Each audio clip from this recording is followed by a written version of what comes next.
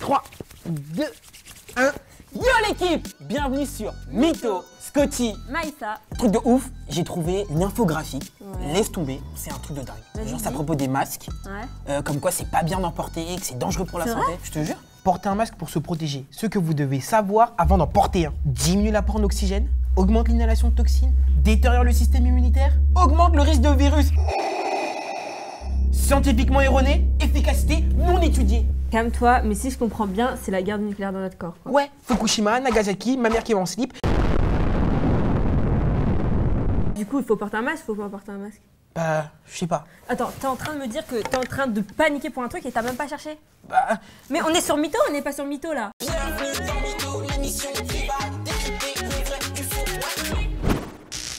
Mais en fait, j'ai l'impression que plus on descend, plus je comprends rien. ça devient chelou en fait, c'est incompréhensible. Les mots, ils sont compliqués, c'est scientifique. Nous, on n'est pas des scientifiques, on peut pas savoir.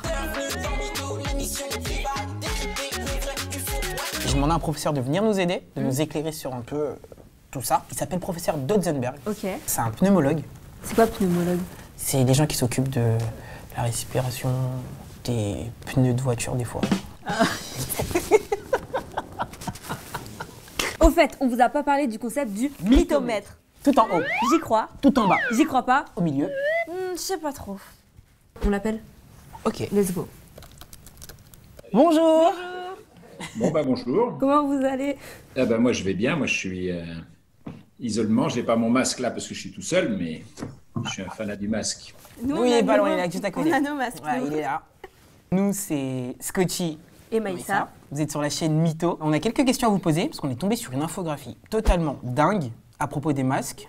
Et on aimerait avoir quelques lumières sur certains points qu'on n'a pas trop compris. Donc vous avez bien reçu notre infographie. J'ai bien reçu l'infographie. Déjà, je trouve que le titre est très mauvais parce que c'est pas porter un masque pour se protéger, c'est porter un masque pour se protéger, mais aussi pour protéger les autres. Quelqu'un qui parle déjà du masque uniquement pour se protéger, c'est quelqu'un qui est retourné vers lui-même et qui est égoïste déjà. C'est pas une bonne introduction. Par rapport au premier point de l'infographie, on aimerait savoir si quand on a notre masque, on respire moins d'oxygène. Mettre le masque n'est jamais dangereux. Si ça gêne trop, c'est qu'il n'est pas respirable, c'est qu'il est mal fait, mal construit. Et si c'est pas confortable, il faut l'enlever et changer de masque. Mais si c'est pas du tout confortable. Alors on peut mesurer l'oxygène dans le sang de différentes façons. Le plus simple, c'est les oxymètres. Et ces appareils mesurent la saturation en oxygène. Normalement, la saturation, elle est supérieure à 95%. J'ai toujours un oxymètre sur moi, car j'aime les expériences. Piou. Alors, à Skip, avec mon masque, j'ai moins d'oxygène dans le sang. Donc, je vais faire le test de l'oxymètre. Je vais le mettre sur mon doigt et on va voir combien d'oxygène j'ai dans le sang. On va faire exactement la même chose avec et sans masque. Et à la fin, je vais comparer les deux résultats. Il est 17h37, je le mets maintenant et je l'allume. On va attendre le résultat.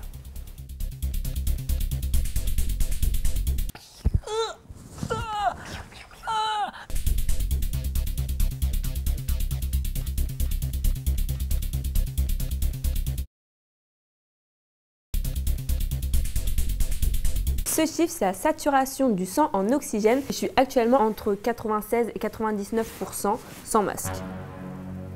Maintenant, je vais refaire la même chose avec mon masque. C'est parti pour encore 10 minutes.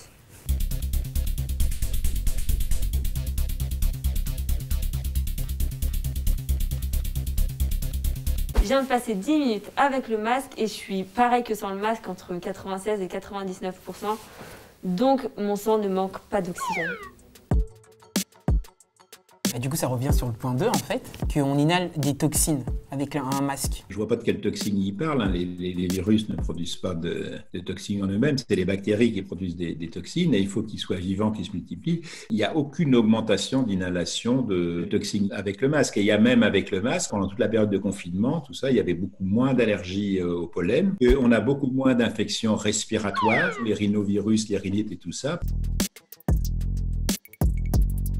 On nous dit dans le troisième point que le système immunitaire est détérioré avec le masque et on aimerait savoir si c'est vrai. Là, c'est entièrement, totalement et absolument faux. Ça ne veut strictement rien dire et ça, c'est du charabia. J'aime bien ton style de charabia.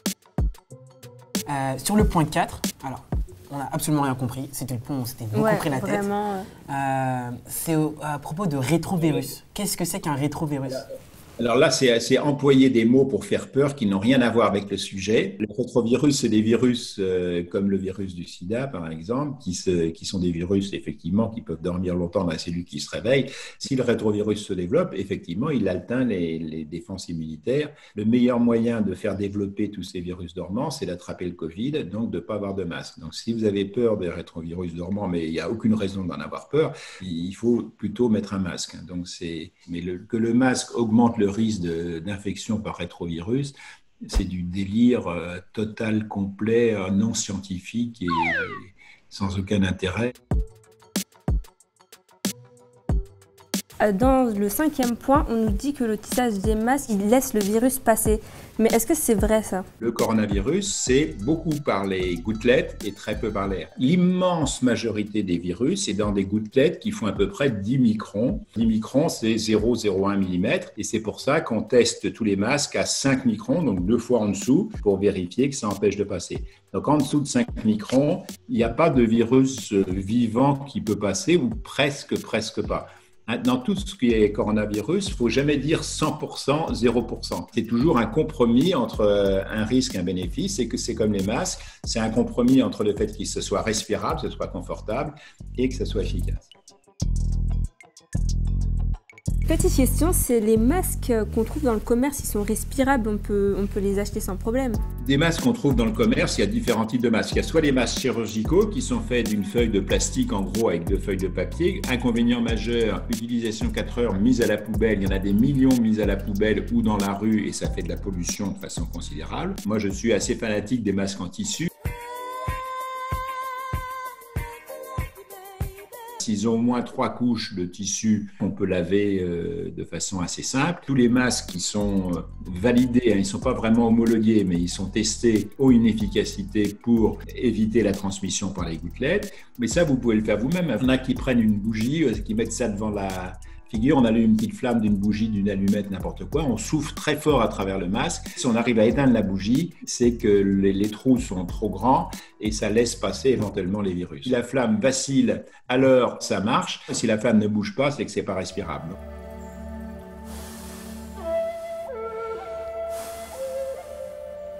Bon, on a le verdict, la flamme juste vacille mais ne s'éteint pas, donc c'est que mon masque fonctionne très bien.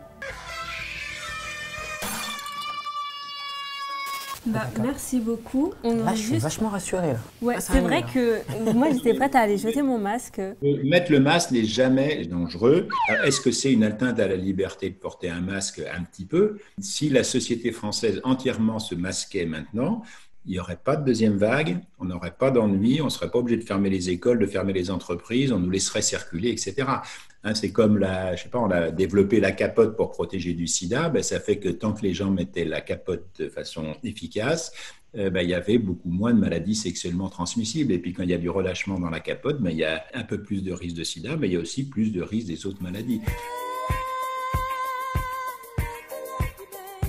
Le fait que sur le plan individuel, les gens pensent chacun à eux-mêmes, ça ne marche pas. Et c'est ça qui va faire qu'il y a un grand risque et une deuxième vague qui arrive. Merci beaucoup. Merci beaucoup. Passez une bonne journée. Au revoir. Au revoir. Bon, moi j'ai trouvé ça hyper intéressant. Le professeur, il était super sympa. Ça nous a grave rassurés parce que moi j'étais prête à jeter mon masque. Mais non, carrément, faut carrément pas. Non, pas du tout. 6 points qu'on a vus, là, qui sont marqués, sont totalement faux. Ouais, il les a tous dégommés un par un. En mode Donc, même si l'infographie, elle est grave quali, elle est propre, elle est jolie, elle est nette, ça donne envie d'y croire, eh bien, c'est faux. On partage pas. Donc les gars, cette info qu'on vient de vous montrer est totalement mytho. Vous nous connaissez, on va pas s'en arrêter là. On va chercher d'où elle vient. Pourquoi, comment, pourquoi Qui, il fait ça, où, where, quand, why. On va chercher d'où vient cette infographie dans une prochaine vidéo. Bye bye.